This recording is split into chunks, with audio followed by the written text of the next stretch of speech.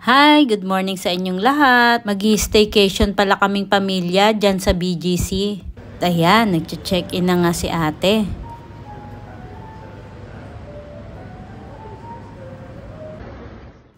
Nakarating na kami sa floor namin. Ang taas, nasa 45th floor kasi kami. Medyo nakakalula nga eh. Kahit medyo nakakalula, mas lamang naman sa amin yung tuwa. Maganda, maaliwalas, malinis at malaki kasi yung unit. Idagdag mo pa dyan yung magandang city view.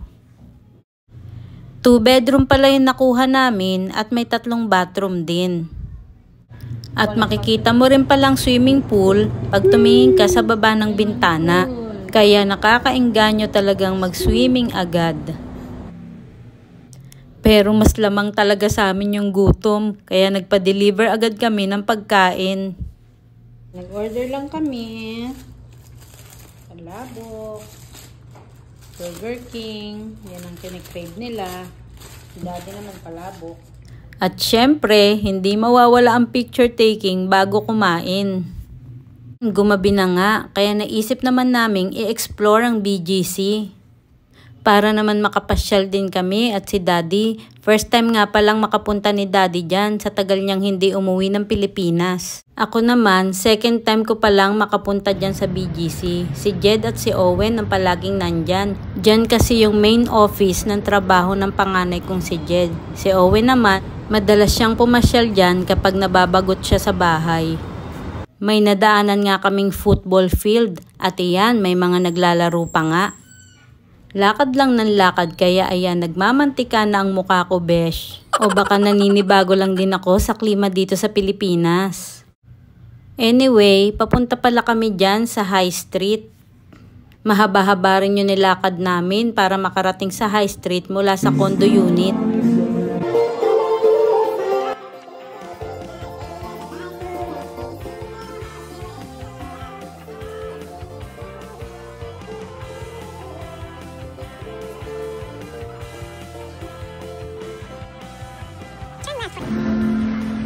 Ganda sana umupo doon, no? Kasi may nakaupo eh. Sabado yan, weekend, kaya naman ang dami ring tao dyan sa BGC. Mahaba-haba na rin yung nalakad namin, kaya pagod na kami. Ayan nga, pabalik na kami dyan. Pero may nakita kaming napaka-cute na mga pets. Masarap din namang ma-experience ang city life paminsan-minsan. Marami ka rin makikitang magandang tanawin, matataas na building, mga restaurant at iba't ibang kulay ng ilaw.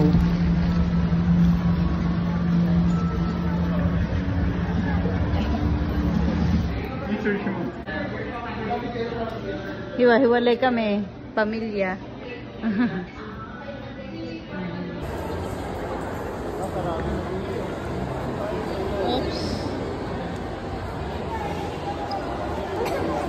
Sa kakalakad namin, init na nga kami. Kaya nag-decide kaming dumaan muna sa Starbucks para bumili ng Frappuccino. At pagkatapos, nagyaya rin si Owen mag-Shake Shack. Kaya lang, inabutan na kami ng closing ng restaurant at ng mall. Kaya nag-decide na lang kaming maghanap ng convenience store para bumili ng maiinom at mai-snack. Pero pagod na si Jed, kaya sabi niya, mauuna na lang daw siyang uuwi sa condo unit. Check-in. Taas oh. Nakabili na nga kami ng snack, kaya tsak na hindi magugutom sa madaling araw ang mga inakay ko. Ayan nga pala yung view sa gabi dyan sa pinag-stayan naming lugar.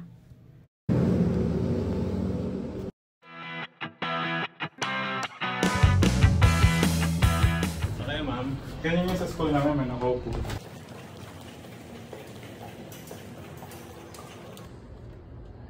Bro, okay na. Nakaupo. Yan na. Basura ko.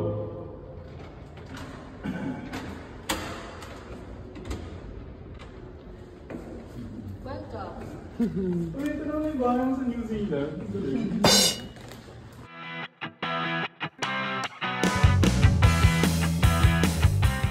Soju and mangwan.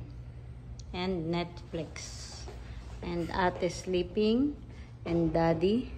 And ang aming anak na tanggero. Go, son. Proud daddy. I'm proud of you. Sa amin lang pwede yan ha. Sa iba hindi po pwede. Good evening, sir and ma'am. Today we're going to be having soju with Coke. Ayokong mix ka, ayokong mix. Niya po yung mix. Good night everyone. Good night city view.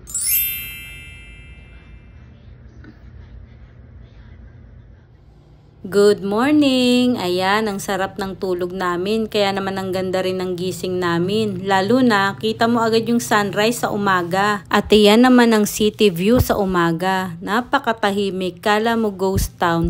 Hindi pa busy kasi nga sobrang aga pa niyan.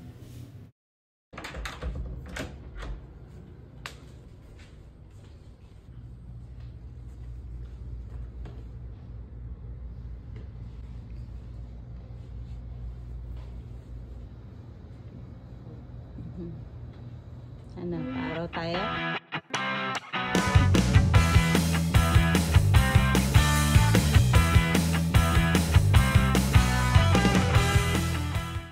Tinabihan ko nga muna yung mga baby damulag ko bago kami bumili ng almusal. Namiss ko kasing tabihan yung mga anak ko, kaya kahit mga damulag na, hindi ako magsasawa na tabihan pa rin sila. Pagkatapos nga namin maglambingan mag-iina, dumaan kami dyan sa 5th floor. Dyan kasi yung pool area. Kaya lang, hindi na kami nakapag-swimming. Kaya nagpa-araw, nag-chill-chill, nag-picture-picture at nag-video-video na lang kami dyan.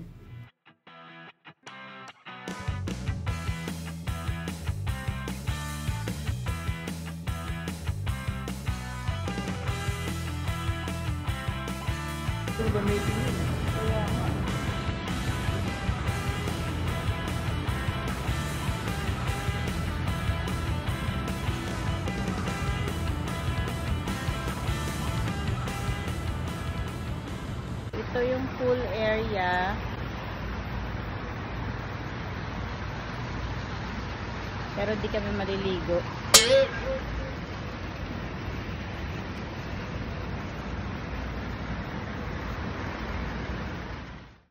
Pagkatapos nga sa pool area, naghanap na kami ng breakfast place. Mga 8:30 lang nung umaga yan, kaya wala pa masyadong bukas. Kaya napalaban na naman kami sa lakaran. Pero okay lang, masarap naman maglakad sa umaga at magpaaraw. Para makapag-exercise na rin. At kakalakad, finally may nakita na rin kaming bukas dyan sa Tim Hortons. Dyan na rin pala kami kumain, nag-dine-in na lang kami. 3 lang pala kami dyan kasi si Owen ang sarap pa rin ng tulog, ayaw pang bumangon. Kaya sabi niya, bilan na lang daw siya ng almusal niya. Busog na, babalik na kami sa aming lungga. Nag-download na kayo dito na? Magkano?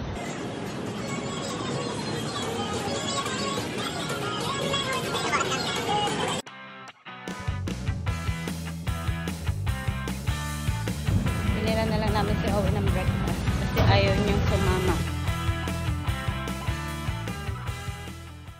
Naghihintay kami na makatawid. 72 seconds pa.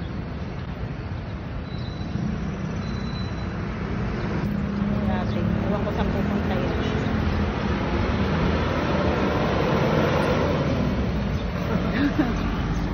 At umupo nga muna si ate habang naghihintay na makatawid kami. At sugod naman agad ang daddy niya para picture-picturean ang junioran niya.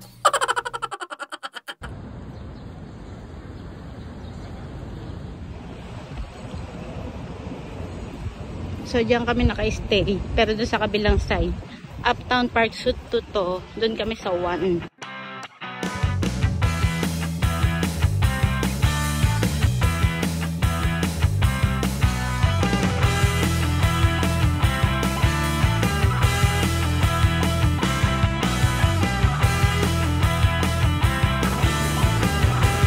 Building na yan. 45th floor kami.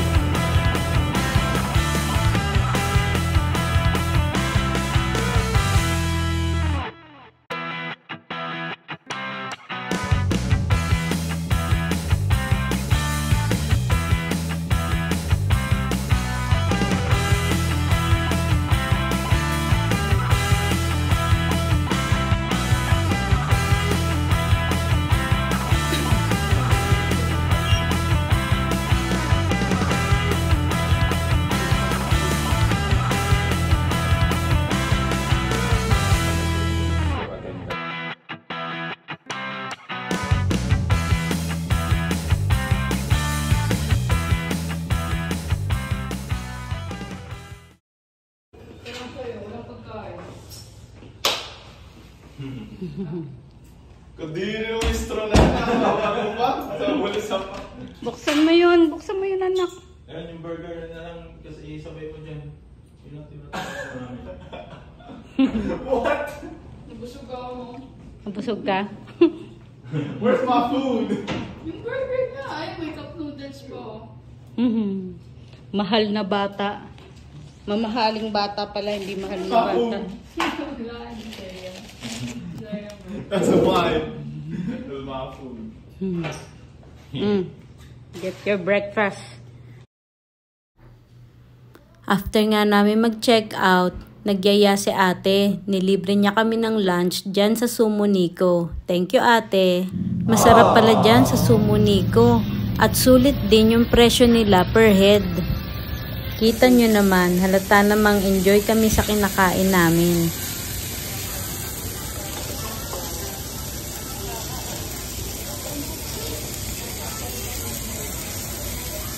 Hey. I'm busy, huh? What are you cooking, chef? Cooking, ano yung sabi ko kagabi? Pinapanood natin. Crybaby noodles.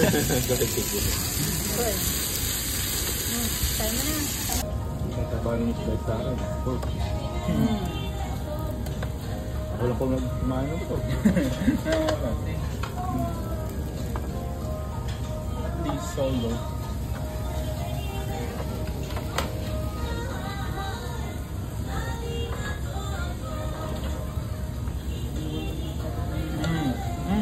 Open chicken. Hanggang dito na lang yung video natin. Sana na-enjoy nyo. Salamat sa panonood nyo at magkita-kita ulit tayo sa susunod na mga video na i-upload ko. Be good! Bye!